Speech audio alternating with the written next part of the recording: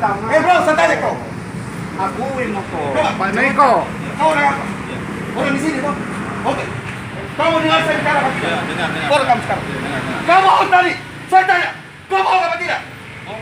Kau bilang tadi tidak ada online. Kenapa ada online di dalam? Saya bilang online 80%. Ya tapi berarti 20% tidak online.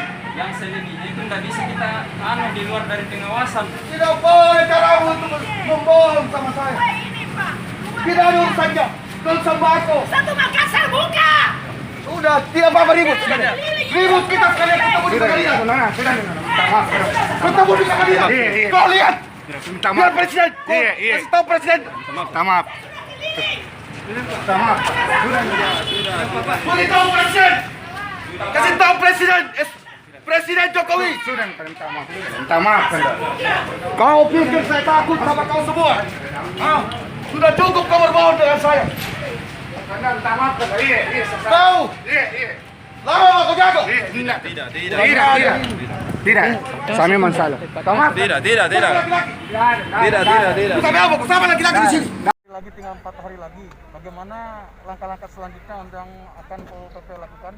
Oke, ini sudah hari ke-10, tinggal 4 hari lagi akan berakhir.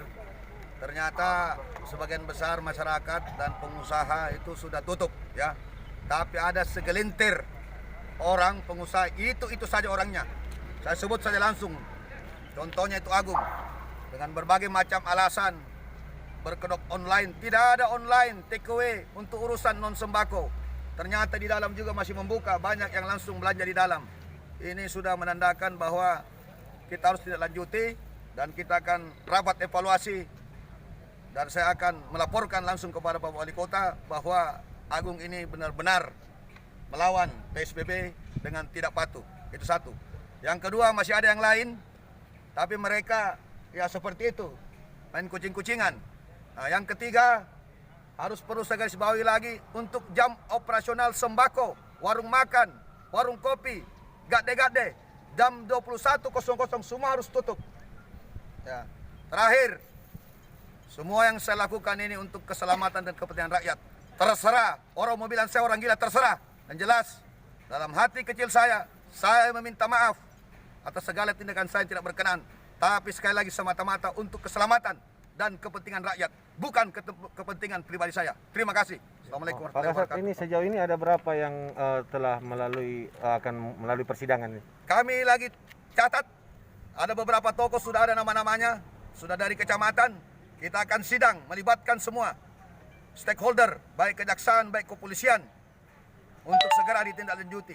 Ini sudah tidak menghargai dan tidak menghormati aturan hukum yang disepakati pemerintah, yang turunannya dari Presiden, Kapolri, Menteri Dalam Negeri, Gubernur, sampai ke Wali Kota, Camat, dan Lurah. Tidak ada lagi alasan mempersoalkan, memperdebat kusirkan mengenai PSBB. Jelas. Terima kasih.